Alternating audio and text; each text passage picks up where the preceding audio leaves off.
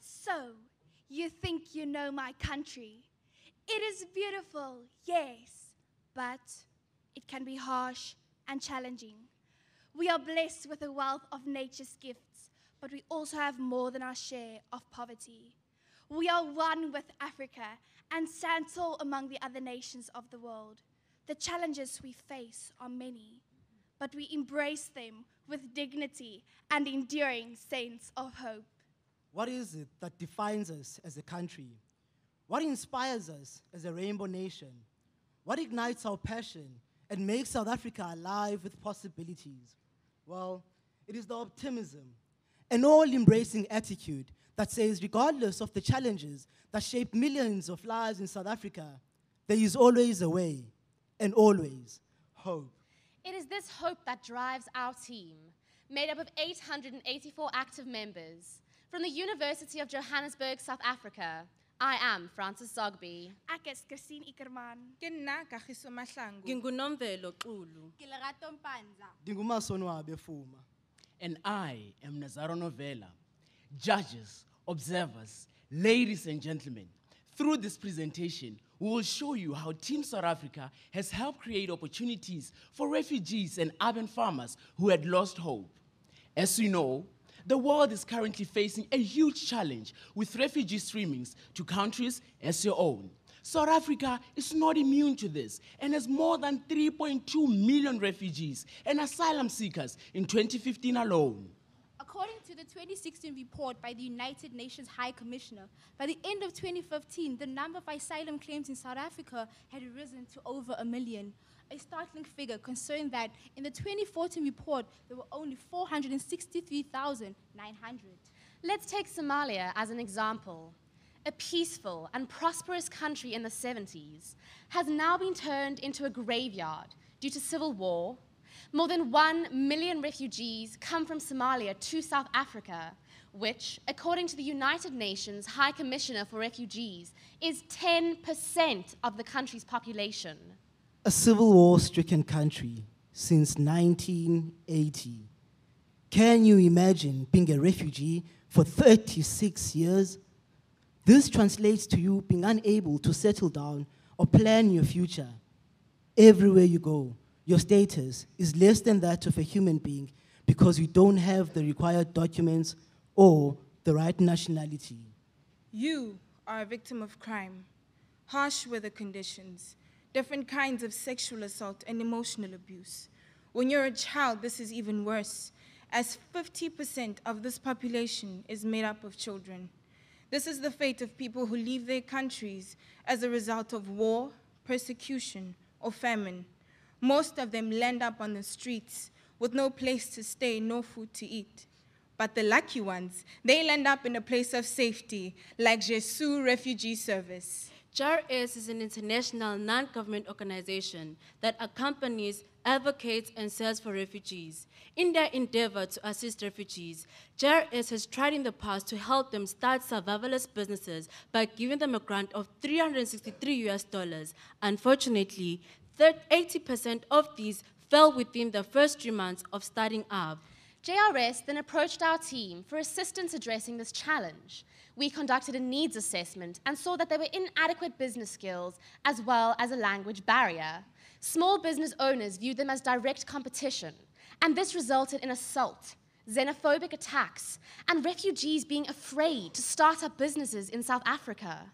Having identified these challenges, our team developed a plan to help these vulnerable people normalize their lives by offering a basic product mix training. Business concepts were simplified, and the use of graphics and interpreters bridged the language barrier. We also included training on bylaws and legislation to help compliance by the refugees so they can start businesses in demarcated areas for trading and small businesses. This also minimizes the conflict between the local business owners. This year, the team has trained 221 refugees from Somalia, Burundi, Nigeria, and the DRC. As agreed by JRS, once the refugees completed the training, they automatically qualified for a startup grant. So far, 135 refugees received startup grants, of which 33 are operating successful businesses, generating $183 per month. We introduced combined workshops for foreign nationals and locals that sped up social cohesion. Here they shared best practices, and through storytelling, foreign nationals shared their experiences with the locals about becoming refugees. Our team drafted a memorandum of understanding to regulate the relationship between the foreign nationals and the locals, also to address xenophobia. Both the foreign nationals and the locals were representatives to signing this memorandum. The Minister of Small, Medium, and Micro Enterprises, Minister Lindiwe Zulu, attended the ceremony and also to affirm that this memorandum applies to all 9 provinces in South Africa. This gave birth to a new unified organization called the African Traders Congress. The team noticed that some women brought their children to our training session, causing the children to miss out on a crucial stage of their foundational phases of their education. Confronting JRS with this new finding, our team was assigned and afforded a stipend of $10,000 to conduct a baseline educational needs assessment amongst refugee pre-primary to secondary school children. Our team hopes these needs will be addressed so that they can attend school again. Ladies and gentlemen, we are proud that we could successfully address a global issue at a local level, with the hope that other countries facing similar challenges can learn from us and share our conviction of hope to a group of people who had no home. So, to summarize our outcomes. On a social level, by providing business skills and empowering 145 women, we have saved them from rape, prostitution, child neglect, and possible death on the streets of Johannesburg.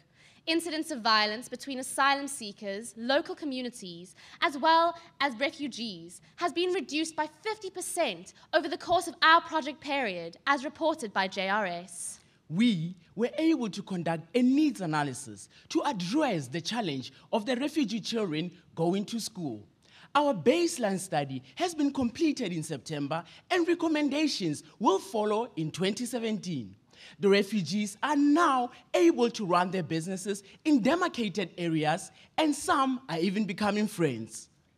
Economically, we have trained 221 refugees on business skills. From these, 135 received startup grants, of which the others are in the process of getting their grants. 33 are operating successful businesses, generating an average of $183 per month. Ladies and gentlemen, not only did we give hope to foreign nationals, but we also gave hope to our local citizens as well.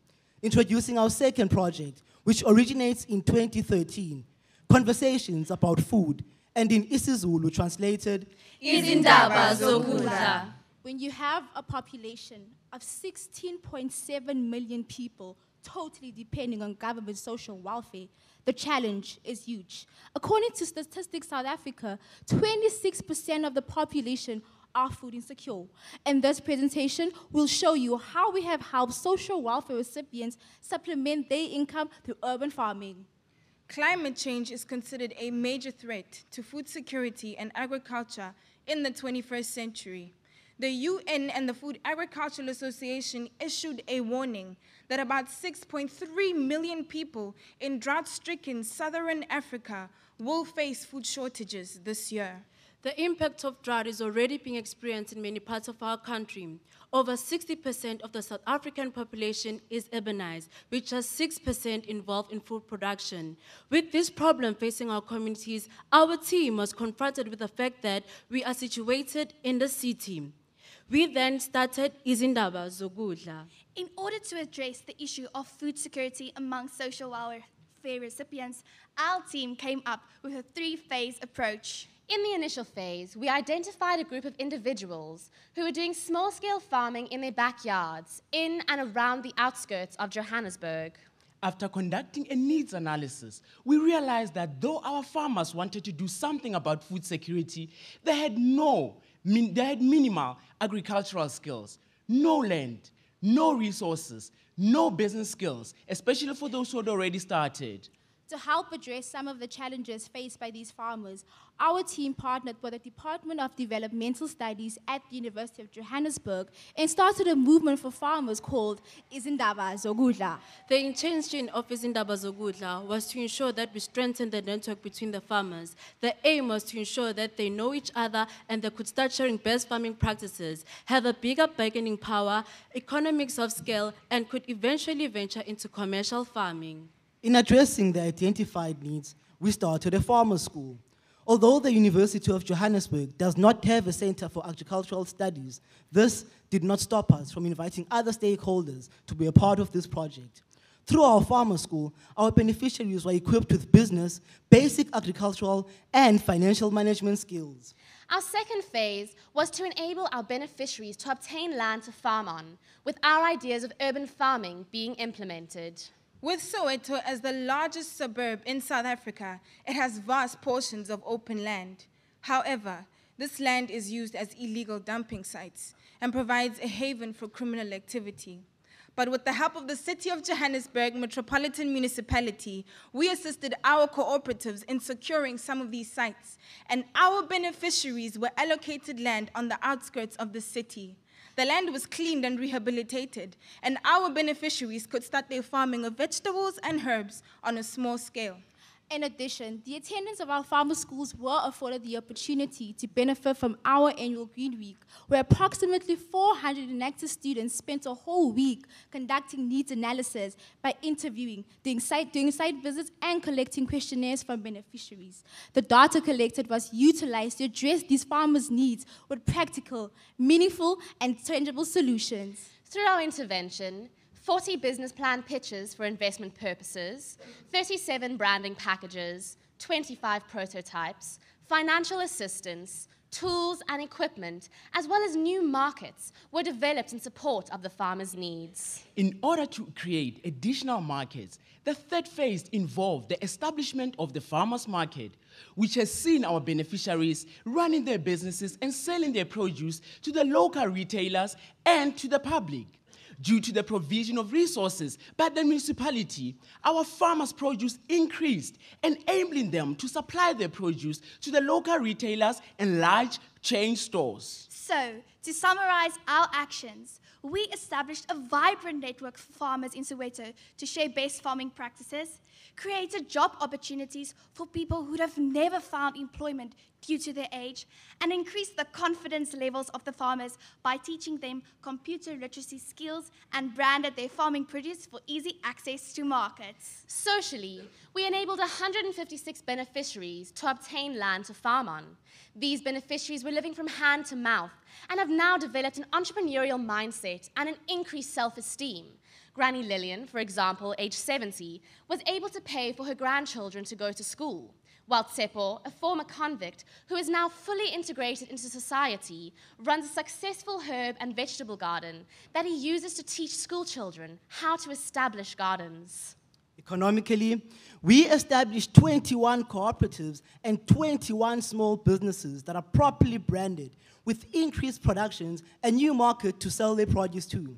In addition, our farmers received free computer literacy lessons at a value of $48,167. Environmentally, 12 hectares of dumping site have been turned into vegetable gardens, while crime-ridden areas are now producing food and making income for the elderly. Outskirts of the city are now have vegetable gardens. Composting, recycling, and mulching has enabled the farmers to keep their streets clean. Our Facebook friends were inspired by our team and started crop growing projects for children under 12. In terms of our future plans, we are establishing a secondary cooperatives for our farmers so that they can continually get support through research and development from our university.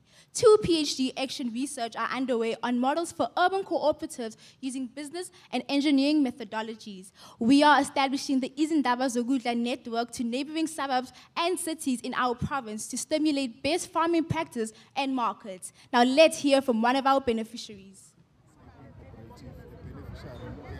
Enactus. Since the students from Enactus, they've come and facilitated great change over in Goson.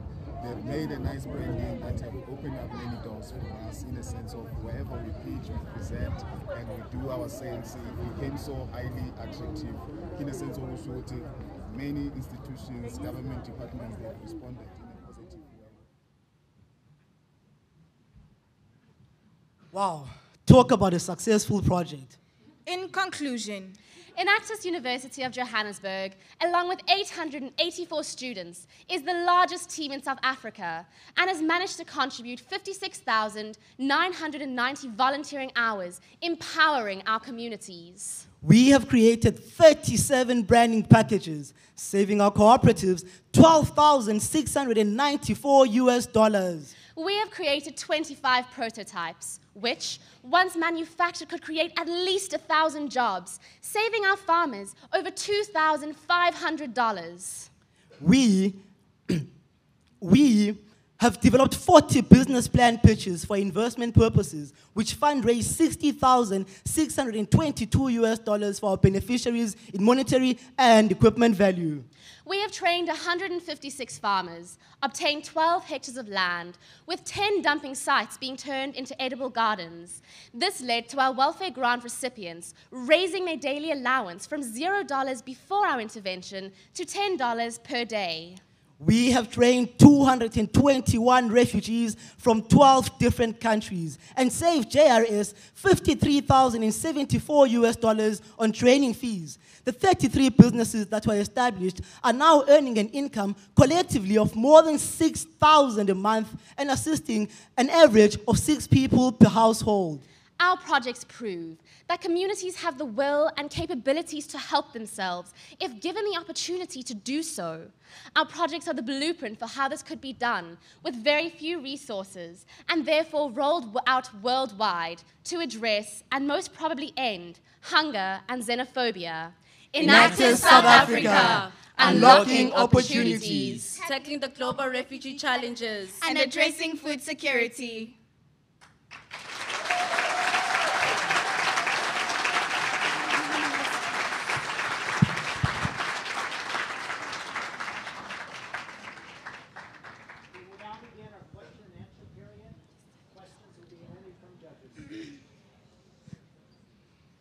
Hi, great presentation, guys. You mentioned at the beginning, the first project, you received $10,000 for educational needs assessment. First, do you spend all the money in actual assessment, or do you did additional analysis, like, okay, do we need actually the $10,000 for only educational needs assessment, or can we invest it in other parts of the project? Thank you, sir, for your question. The $10,000 US is for the baseline study for the educational purposes of the young children. So this money, we can possibly roll it out to the rest of the project in terms of finding the recommendations on how we can roll out the project to make sure that it is successful and helps the refugees. Thank you. Hi, I have a question on the food security and farming project. You said that it started in 2013 and there's 3 different phases. The results that you presented, I'm just trying to narrow in on what happened this year. Is that overall since 2013 or what's new this year? Thank you for your question. The results that we are giving out on the results that you got, it's a 1-year period from last year, August, to this year, July. I hope that answers your question. Yes, from last year till this year.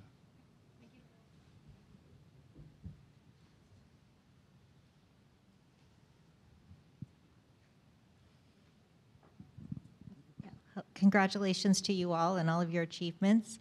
I just wanted to ask regarding sustainability with the grants that the government's giving you for your startup businesses, that as people are learning how to start a business, they gain a grant once they are finished that program.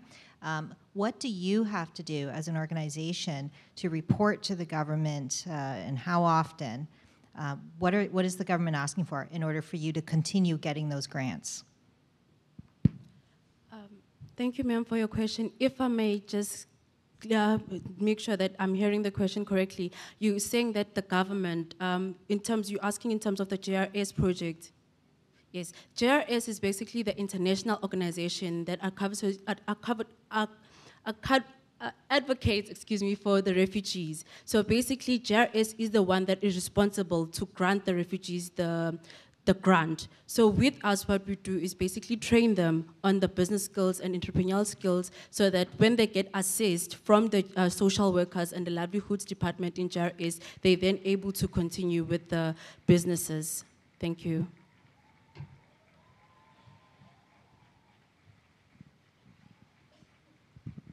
Congratulations on your presentation. I want to ask a question on the food security project. You spoke about computer literacy for the farmers. I want you to explain to me what economic impact or what computer literacy did you train the farmers on? And you said it cost $48,000. Can you explain it to me? Thank you. Thank you, sir, for that question. So what happens is at campus, we train the farmers on technology. Like we teach them how to create an email. We teach them on how to do cover pages for their businesses so that when they are advanced in this, then they can do it on their own after we're done teaching them. So when we're saying how we save them that amount, it means that when they have to go to professional businesses, they would cost them that amount. So at our campus, we do it for free. That's right, yeah. I hope that answered your question, sir. Thank you very much for your presentation. I have a general question. Do you run all the trainings in the farmer school and also in the refugee project by yourself? Or are you employing trainers that do the training? And if you do it by yourself, how would you hand it over then to another organization later on? Thank you, ma'am, for your question. The trainings are done by the students ourselves. So in order for them to be continued by the other students, what we do, the lucky thing that is great about our institution is that the program is actually included to our curriculum. Therefore, students are able to continue as the other students graduate. So it is basically success. It is a success project. So yes, we do the trainings ourselves, also with the help of our faculty advisor. Thank you. Thank you for the presentation. I was wondering about your team. 800 people is unbelievable. How you manage such a huge group and so to be a performance group? Thank you.